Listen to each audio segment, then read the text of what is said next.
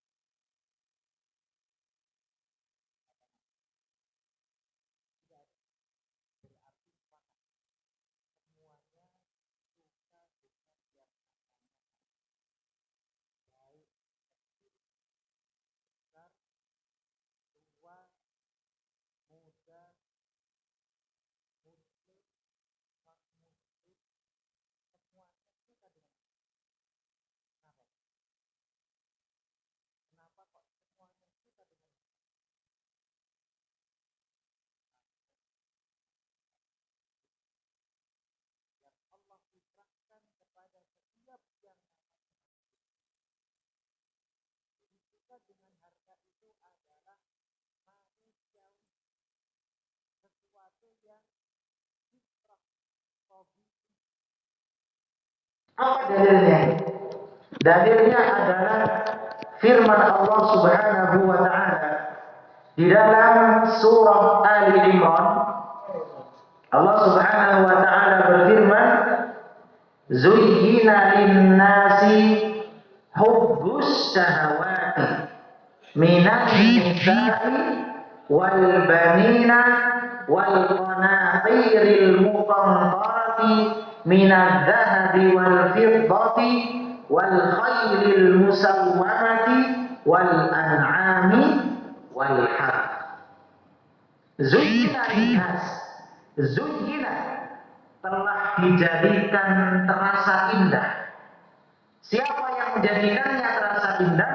Allah Subhanahu wa taala. Linnasi, dalam pandangan manusia. Apa yang Allah jadikan terasa indah di dalam pandangan manusia? Yang Allah jadikan terasa indah adalah hubbus syahwat, cinta kepada syahwat. Syahwat di sini syahwat apa? Kenapa saya bertanya syahwat di sini syahwat apa? Karena biasanya kalau kita mendengar kata syahwat, konotasinya kemana? Kalau dengar kata syahwat, konotasinya kan ke perempuan. Atau sebaliknya, kalau perempuan ya ke laki-laki. Laki-laki suka perempuan, perempuan suka laki-laki. Ternyata syahwat itu bukan hanya urusan perempuan dan bukan juga hanya urusan laki-laki. Di sini Allah Subhanahu wa taala menyebutkan beberapa syahwat. Yang pertama dari nisa, dari wanita. Wal banina. Apa artinya banin? Anak. Wal qanatiril muqantarati, dan dari harta yang bertumpuk-tumpuk. Apa saja harta yang bertumpuk-tumpuk yang Allah sebutkan di dalam ayat ini? Yang pertama, minadh dhahabi, dari apa? Emas. Wal fiddati, dari perak. Wal khaylil musawwamati, dari kuda pilihan. Dari kuda apa? Pilihan. Wal an'ami, hewan ternak. Wal harth, tanaman atau ladang. Ada berapa harta yang tadi kita sebutkan? Ada 5. Yang pertama apa? Emas. Yang kedua perak. Yang ketiga kuda pilihan. Yang keempat hewan ternak. Dan yang terakhir ladang atau tanaman. 5 harta ini ada di zaman Nabi Muhammad Sallallahu Alaihi Wasallam. Mata uang di zaman Nabi Sallallahu Alaihi Wasallam menggunakan apa? Dolar, rupiah, rupiah, pakai apa? Dinar atau dirham. Dinar itu terbuat dari apa? Emas. Kalau perak terbuat, kalau dinar dirham terbuat dari perak. Makanya disebutkan di sini minadh dhahabi, dari apa? Emas. Wal fiddati, dari perak. Wal khaylil musawwamati, kuda pilihan. Kuda ini di zaman Nabi Sallallahu Alaihi Wasallam biasanya digunakan untuk apa? Untuk kendaraan. Bisa juga untuk perang. Wal an'am, hewan ternak. Apa saja hewan ternak? Sapi, kerbau. Kerbau ini termasuk jenis sapi, Pak. Kemudian ada unta. Kemudian juga ada kambing dan yang sejenisnya. Ini dinamakan dengan hewan ternak. Dan yang kelima adalah tanaman-tanaman. Coba, kenapa tadi saya sebutkan bahwa ketika kita menyebutkan syahwat biasanya konotasinya ke perempuan atau laki-laki. Ini dinamakan dengan syahwat birahi. Syahwat apa? Birahi.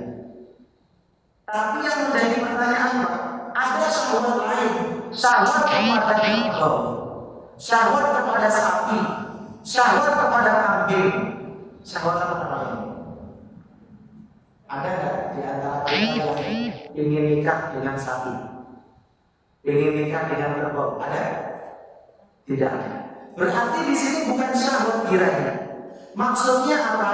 Syahwat untuk mengoleksi, untuk banyak-banyakan kerbau, untuk mengoleksi sapi. Siapa yang punya banyak sapinya se-Kabupaten Banjar? Banyak-banyakan apa? Sapi. Ini juga dinamakan syahwat. Maka dari itu, ikhwatal iman, azanillah wa iyyakum jami'an.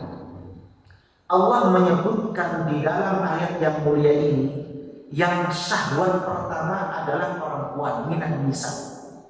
Mengapa minan nisa? Karena nisa ini adalah salah satu inti pokoknya syahwat.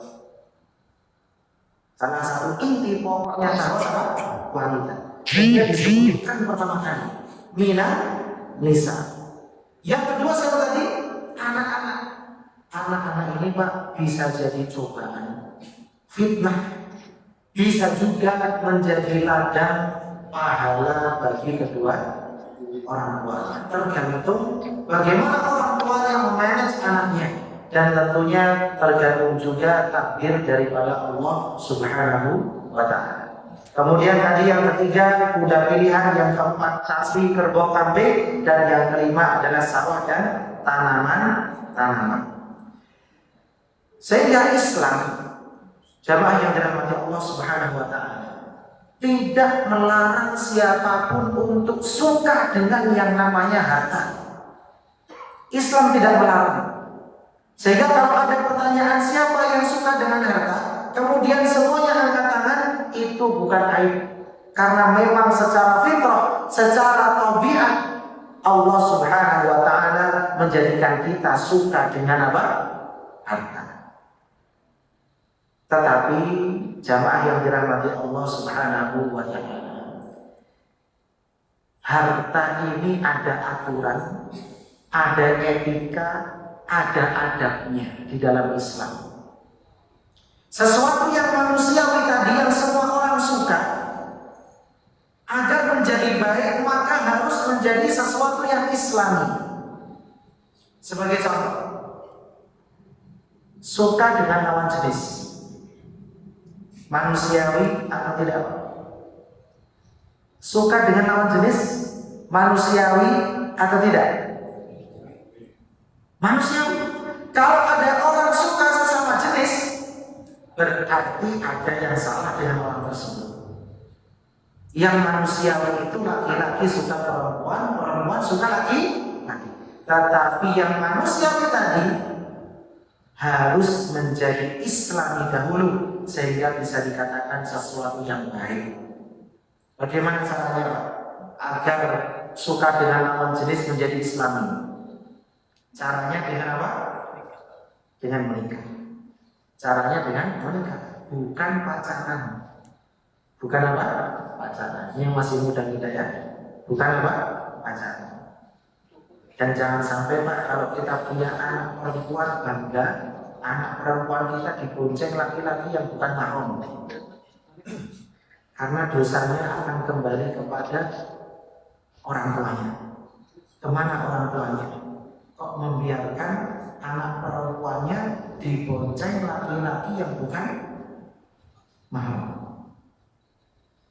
Ya kata azza Allah wa iyyakum jami'an.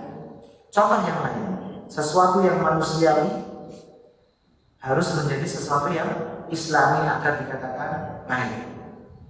Contoh begini Pak, ada orang rajin sholat, ada orang rajin ibadah, rajin sedekah, rajin hadir kajian, rajin bermajelis ilmu, kemudian timbul di dalam hatinya rasa baik, merasa suci. Kira-kira perasaan yang timbul di dalam hatinya tadi manusiawi atau tidak? Manusiawi. Ketika ada orang baik sering sedekah, kemudian timbul di dalam dirinya, oh saya ini orang baik, itu manusiawi. Tetapi Islamnya atau tidak? Islamnya atau tidak? Tidak Islami. Karena Islam mengajarkan orang untuk tidak merasa baik, untuk tidak merasa suci. Allah Subhanahu wa taala menyebutkan di dalam Al-Qur'an, "Fala tuzakku anfusakum." Janganlah kalian mentazkiyah, menganggap suci diri-diri kalian. Huwa a'lamu biman ittaqa. Sesungguhnya Allah itu Maha mengetahui siapa yang paling bertakwa di antara kalian. Rasulullah SAW di dalam hadis-hadisnya sering menyebutkan khairukum. Apa artinya khairukum, Pak? Sebaik kalian. Contohnya, khairukum man ta'allama al-Qur'ana wa 'allamahu. Sebaik-baik kalian adalah yang mempelajari Al-Quran dan yang mengajarkannya. Pertanyaannya, Pak, ketika kita telah mempelajari Al-Quran, telah mengajarkan Al-Quran, bolehkah kita merasa baik? Jawabannya, tidak boleh. Mengapa? Karena tadi Nabi Muhammad SAW ketika mengatakan sebaik-baik kalian adalah yang mempelajari Al-Quran dan mengajarkannya, namun di waktu yang sama Allah Subhanahu wa taala juga berfirman, "Fala tuzakku anfusakum." Jangan kalian merasa suci, jangan kalian merasa baik. Mengapa? Karena Allah yang lebih tahu siapa yang paling bertakwa di antara kalian. Tapi kalau senang saja tidak ada masalah. Yang menjadi masalah adalah sombong, merasa dirinya suci dan baik. Tapi kalau senang bersedekah kemudian timbul rasa senang, itu manusia. Yang tidak baik adalah merasa suci setelah kita beramal soleh. Dahulu para ulama itu mereka sangat takut amal soleh mereka tidak diterima oleh Allah Subhanahu wa taala. Mereka sangat takut. Makanya disebutkan fala tuzakku anfusakum, karena kita tidak tahu amal soleh mana yang diterima oleh Allah Subhanahu wa taala. Jadi suka dengan harta itu dilarang atau tidak? Tidak. Tapi ada aturannya. Ada apa? Aturannya. Salah satu surat yang berbicara tentang harta ini adalah surat yang tadi dibaca oleh imam kita di rakaat yang pertama. Allah berfirman, "Alhaakumut takatsur." Apa artinya alhaakumut takatsur? Alhaakumut takatsur artinya telah membuat kalian lalai. Apa yang telah membuat kalian lalai? At-takatsur, berbangga-bangga, bermegah-megahan, pamer. Bangga, pamer. Ini yang dilarang oleh agama Islam. Baik, kita masuk pada pembahasan yang selanjutnya. Surat At-Takatsur ini punya berapa nama? Punya berapa nama? Ada 3 nama yang akan kita sebutkan, sehingga nanti kita tidak salah menyebutkan nama surat ini. Karena sebagian kita menyebut surat apa? Al-Hakumut. Surat apa? Al-Hakumut. Nama surat yang benar ada 3 yang akan kita sebutkan. Yang pertama, At-Takatsur. Apa nama yang pertama? At-Takatsur. Nama yang kedua, Al-Hakumut Takatsur. Jadi jangan dipotong, jangan sampai umut saja, tapi harus sempurna satu ayat. Al-Hakumut Takatsur. Ini nama ayatnya, bukan Al-Hakumut, bukan surat apa? Al-Hakumut, tapi Al-Hakumut Takatsur. Yang ajaib Pak, nama yang ketiga. Nama yang ketiga dari surat ini adalah Al-Maqbarah. Apa artinya Al-Maqbarah? Tempat pekuburan, ya, kuburan. Kok bisa surat ini dinamakan dengan Al-Maqbarah? Ternyata kalau kita cek Pak satu Al-Quran dari Al-Fatihah sampai An-Nas, tidak akan kita temui kata Al-Maqabir kecuali di dalam surat ini. Bagaimana bunyinya? Al-Maqabir di dalam surat At-Takatsur. hatta zurtumul maqabir. Kalau kita lihat ya Pak, dari surat Al-Fatihah sampai surat An-Nas yang ada kata al-maqabir cuma surat ini. Al-Fatihah tidak ada maqabirnya, Al-Baqarah tidak ada, sehingga surat ini juga dinamakan dengan surat Al-Maqbarah. Al-Maqbarah ini bentuk tunggal, Al-Maqabir bentuk jamak. Jadi kalau banyak Maqbarah jadinya Maqabir. Ya, jadi ada berapa nama surat yang akan kita bahas ini? Ada berapa nama? Ada 3. Yang pertama At-Takatsur, yang kedua Alhaakumut Takatsur, yang ketiga Al-Maqbarah. Kenapa dinamakan dengan Al-Maqbarah? Karena tidak ada kata Al-Maqabir di dalam Al-Quran kecuali dalam surat At-Takatsur saja. Bisa dipahami insyaallah? Baik. Kemudian ikhwatal iman azani Allah wa iyyakum jami'an. Para ulama rahimahumullah, mereka berselisih pendapat. Surat At-Takatsur ini kira-kira masuk ke dalam golongan surat Makkiyah atau ke dalam golongan surat Madaniyah? Kira-kira yang mana? Surat Makkiyah atau Madaniyah?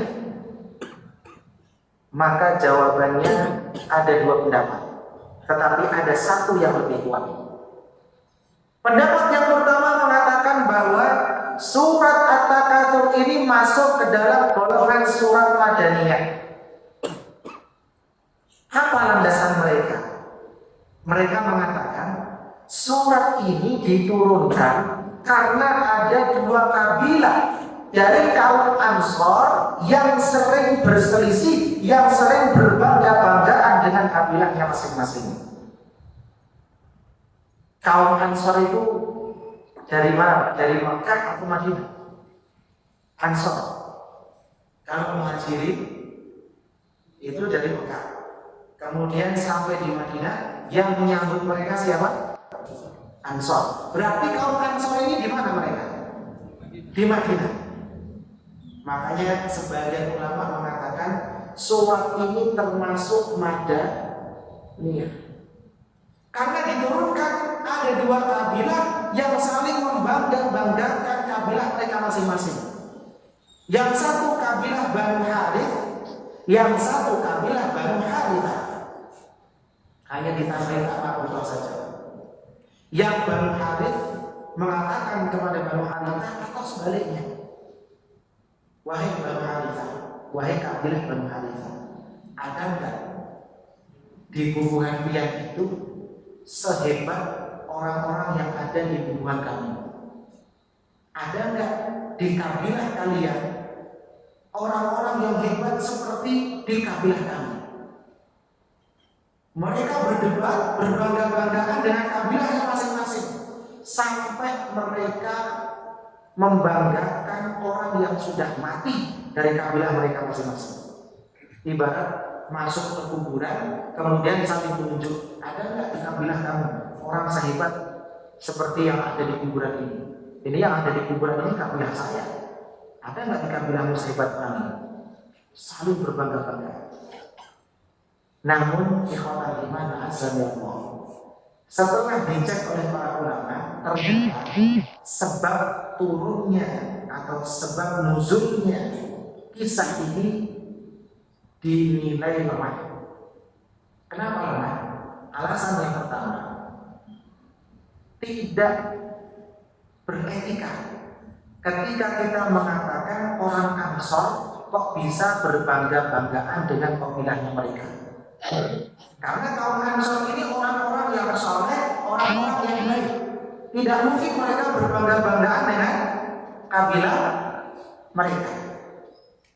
Kemudian yang kedua, setelah kita baca surat At-Takatsur nanti, kita akan mendapati bahwa ayat yang kedua sampai dengan yang ketujuh itu adalah peringatan dari Allah Subhanahu wa Ta'ala kepada semuanya tentang adanya azab di neraka Jahannam.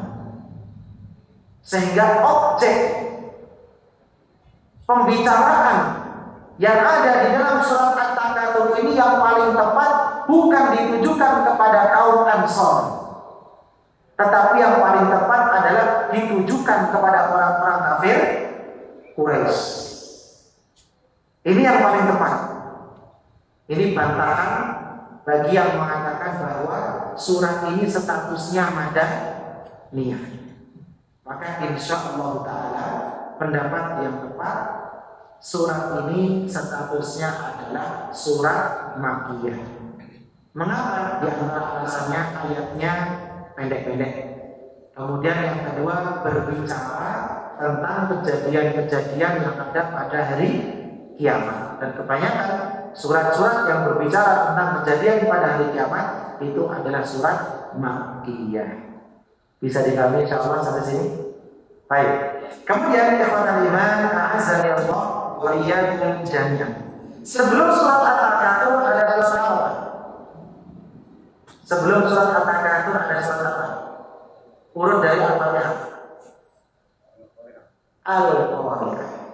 Surat apa? Al-Qari'ah. Apa hubungan antara surat Al-Qari'ah dengan surat At-Takatsur ini? Setelah digali oleh para ulama, ternyata ada hubungan erat antara surat Al-Qari'ah dengan surat At-Takatsur. Apa hubungannya? Di dalam surat Al-Qari'ah disebutkan fa'amma man thaqulat mawazinuhu fahuwa fi 'ishatin radiyah. Barang siapa yang timbangan kebaikannya lebih berat daripada timbangan keburukannya, maka dia akan berada di kehidupan yang dia senangi. Kehidupan yang dia sukai di mana itu? Di surga. Dan sebaliknya, wa amma man khaffat mawazinuhu fa ummuhu hawiyah wa ma adraka ma hiya narun hamiyah. Sebaliknya orang yang timbangan kebaikannya lebih ringan daripada timbangan keburukannya, maka tempat kembalinya adalah neraka. Apa hubungannya dengan surat At-Takatsur? Hubungannya, jamaah yang dirahmati Allah Subhanahu wa taala, di dalam surat At-Takatsur Allah memperingatkan kita pada ayat yang pertama dari berbangga-bangga dengan apapun. Dan berbangga-bangga dengan apapun itu, karena di sini tidak disebutkan objeknya. Berbangga-bangga dengan apapun itu dapat membuat orang lalai. Lalai dari apa? Dari tujuan utama diciptakannya manusia. Apa tujuan kita diciptakan oleh Allah Subhanahu wa taala? Untuk apa? Wa ma khalaqatul jinna wal insa illa liya'budun. Dan aku, kata Allah, tidak menciptakan jin dan manusia kecuali hanya untuk beribadah kepada-Mu. Ketika kita selalu pamer, berbangga-bangga, berlomba-lomba dengan apapun itu, nanti akan kita sebutkan, maka ini bisa membuat kita lalai dari tujuan utama kita, yaitu beribadah kepada Allah Subhanahu wa taala.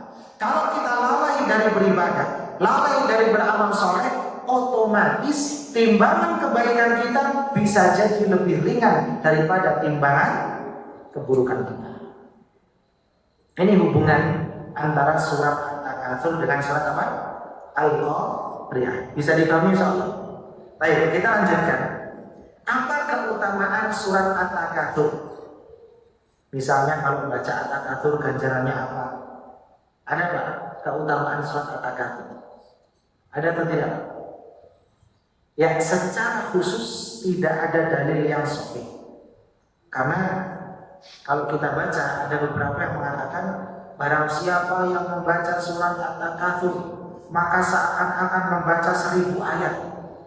Barang siapa yang membaca surat At-Takatsur maka dia tidak akan dihisab oleh Allah Subhanahu wa taala nanti pada hari kiamat. Keutamaan ini palsu. Apa Pak? Palsu. Yang sahih, keutamaan dari surat At-Takatsur adalah keutamaan umum. Keutamaan secara umum. Apa yang dimaksud dengan keutamaan secara umum? Di sini akan kita sebutkan macam-macam surat di dalam Al-Quran. Macam-macam surat di dalam Al-Quran. Ada berapa macam? Ada 4. Ada surat yang tiwal. Tiwal ini berasal dari tolayatul panjang. Apanya yang panjang? Ayatnya. Jadi ada surat yang tiwal. Ayatnya ini panjang-panjang. Kira-kira ada berapa surat Pak di Quran yang ayatnya panjang-panjang? Al-Baqarah. Kalau Al-Fatihah masuk apa? Al-Fatihah masuk. Al-Baqarah, Ali Imran, panjang ya Pak Ali Imran ya. Kemudian An-Nisa, Al-Maidah, Al-An'am, kemudian apa? Al-A'raf, kemudian Al-Anfal. Ada berapa? 7. Jadi surat yang panjang-panjang ini jumlahnya ada 7. Dimulai dari Al-Baqarah sampai dengan surat Al-Anfal. Ini masuk ke dalam kategori surat At-Tiwal. Suratnya panjang-panjang. Kalau kita lihat Al-Baqarah saja Pak, sudah panjang, satu ayat itu panjang. Berapa jumlah ayatnya? 286. Jumlah surat Al-Baqarah 286. Sudah ayatnya panjang-panjang, jumlahnya apa? Banyak. Ini namanya surat At-Tiwal. Yang kedua, ada yang namanya surat Al-Mi'in. Al-Mi'in ini berasal dari kata mi'atun. Apa artinya mi'at? 100. Jadi Al-Mi'in ini adalah surat yang terdiri dari 100 ayat kurang lebih. 101, 102. Ini termasuk dalam kategori surat Al-Mi'in. Yang ketiga adalah surat Al-Mathani. Al-Mathani ini biasanya mengandung cerita-cerita, kisah-kisah, perumpamaan-perumpamaan atau al-amthal yang ada di dalam Al-Quran. Yang banyak kisah ini Pak, biasanya dimulai dari surat Yunus juz 11. Ada surat Yunus, ada surat Hud, ada surat Yusuf, terus sampai surat Al-Ankabut. Kalau kita cek, itu banyak sekali kisah di dalamnya. Ada surat Asy-Syu'ara. Syu'ara ini kisah tentang apa? Para nabi. Betul Pak ya? Asy-Syu'ara banyak kisah tentang apa? Para nabi. Ini semua masuk ke dalam surat Al-Mathani. Dan yang terakhir adalah surat Al-Mufassal. Nah, surat Al-Mufassal ini dimulai, insya Allah pendapat yang kuat, dimulai dari surat Qaf sampai surat apa? Terakhir An-Nas. Dari surat Qaf sampai An-Nas ini adalah surat Al-Mufassal. Kenapa dinamakan dengan Al-Mufassal? Para ulama menyebutkan bahwa Al-Mufassal itu berasal dari kata Al-Fasl. Apa artinya Al-Fasl? Bukan kelas. Al-Fasl ini bukan apa? Kelas. Al-Fasl itu artinya pembatas. Artinya apa? Pembatas. Yang dimaksud di sini Al-Fasl adalah pembatas. Sehingga dinamakan surat Al-Mufassal disebabkan karena banyak sekali pembatasnya, yaitu basmalah. Coba Pak, Al-Baqarah itu berapa lembar? Berapa lembar? Berapa juz Al-Baqarah? Hampir 2,5 juz ya. 20 lembar sekian. Itu bismillahnya cuma sekali Pak. Yang di awal surat apa? Al-Baqarah. Walaupun bismillah di situ bukan termasuk dari surat Al-Baqarah. Bismillahirrahmanirrahim. Kemudian Alif Lam Mim sampai ayat yang terakhir. Baru ada bismillah lagi. Kapan itu? Sebelum Ali Imran. Jaraknya sangat panjang. Kalau dari surat Qaf, setelah Qaf surat apa? Setelah Qaf surat apa? Riyad. Setelah itu surat apa? At-Tur. Belum lagi 3 lembar, sudah ada Bismillah. Nanti habis ada Riyad, Bismillah lagi At-Tur. Habis At-Tur, Bismillah lagi An-Najm. Habis An-Najm, Bismillah lagi Al-Qamar. Dan seterusnya. Kalau kita lihat bahkan di juz 30 itu Pak, dalam satu halaman Bismillahnya berapa kali? Bisa berkali-kali. Contohnya Qul huwallahu ahad, sebelumnya Bismillah. Bawahnya Qul huwallahu ahad apa? Qul a'udzu, Bismillah dulu. Baru Qul a'udzu birabbil falaq. Setelah itu Bismillah lagi, Qul a'udzu birabbil.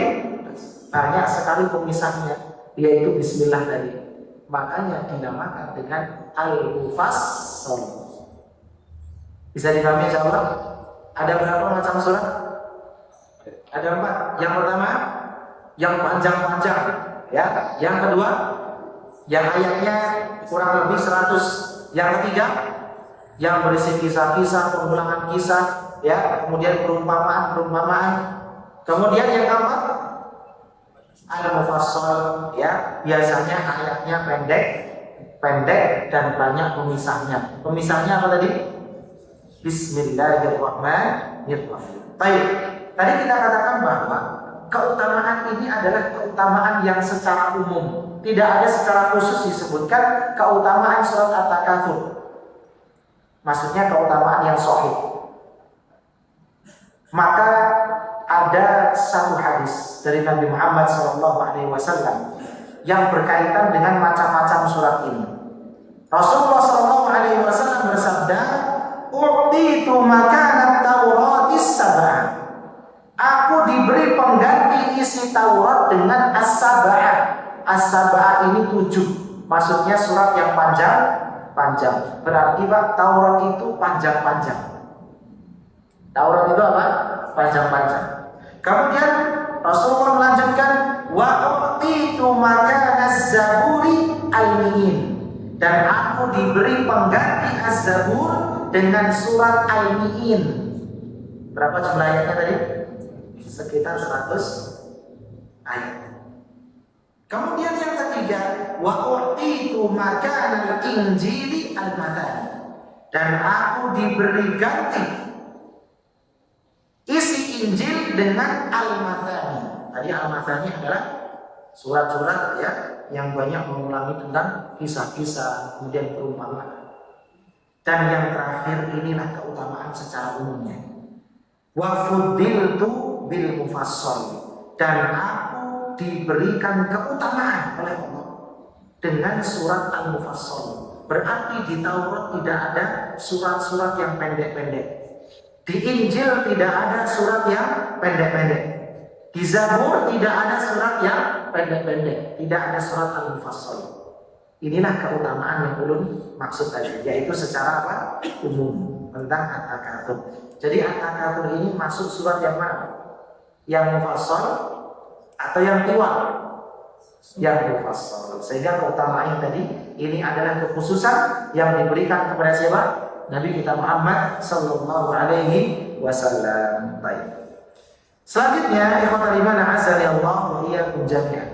Surat At-Takatsur ini secara umum berbicara tentang 3 pembahasan pokok. Ada 3 pembahasan pokok. Yang pertama terletak pada ayat yang pertama dan juga ayat yang kedua. Alhaakumut takatsur hatta zurtumul maqabir.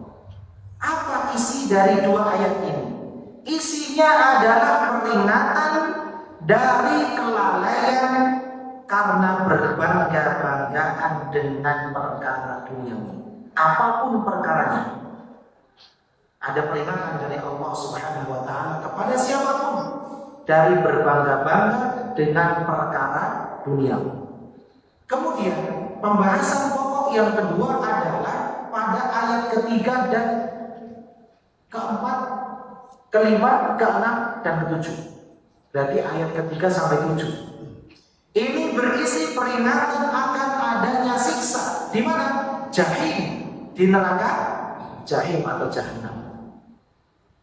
Dan pembahasan pokok yang ketiga adalah ayat yang terakhir, ayat yang ke-8, yang mana bunyinya Allah berfirman, "Tsumma la tus'alunna yauma idzin 'anil na'im." Dan kelak pada hari kiamat kalian semua tanpa terkecuali akan dimintai pertanggungjawaban, akan ditanyai tentang nikmat-nikmat yang Allah berikan kepada kita semua. Tsumma la tus'alunna yauma idzin 'anil na'im. Isinya apa? Pada hari kiamat kita semua akan mendapatkan pertanyaan tentang nikmat yang diberikan kepada kita di dunia. Pas ini, Pak? Pas ya? Ini kita belum masuk tafsir ini, baru tafsir apa? Secara global atau secara apa? Umum. Lanjut 3 menit. Ayo, lanjut 3 menit. Ayat yang pertama. Alhaakumut takatsur. Telah membuat kalian lalai. At-takatsur. Berbangga-bangga, pamer, bermegah-megah. Ini yang membuat kita lalai. Pertanyaan yang pertama. Di sini Allah Subhanahu wa taala kalau kita perhatikan menggunakan kata domir atau ganti kum. Apa artinya kum? Alhaakum. Alhaakum apa artinya kum? Kalian.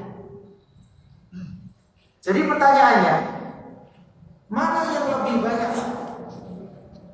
Yang lalai atau yang tidak lalai? Kalau kita lihat kum kan artinya kalian. Kalian ini banyak atau sedikit? Banyak. Berarti mana yang lebih banyak? Yang lalai atau yang tidak lalai? Ya, yang lalai. Mana buktinya? Buktinya ada di dalam hadis qudsi. Allah Subhanahu wa taala berfirman, "Wahai Adam, akhrij ba'tsanna." Keluarkan delegasi atau calon penghuni neraka. Maka ada yang bertanya kepada Allah, "Ma ba'tsunna?" Siapa mereka? Siapa calon penghuni neraka itu?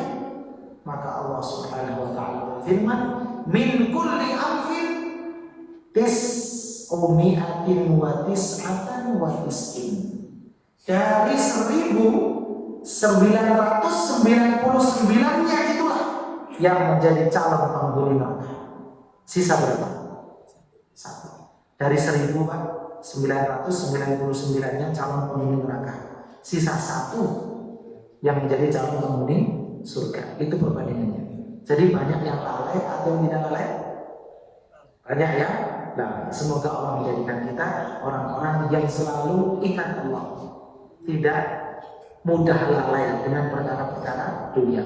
Kemudian perkara yang kedua yang ingin ulun tanyakan adalah di sini Allah menggunakan at-takatsur. Allah tidak menggunakan al-katsir. Apa perbedaannya? Al-katsir artinya banyak.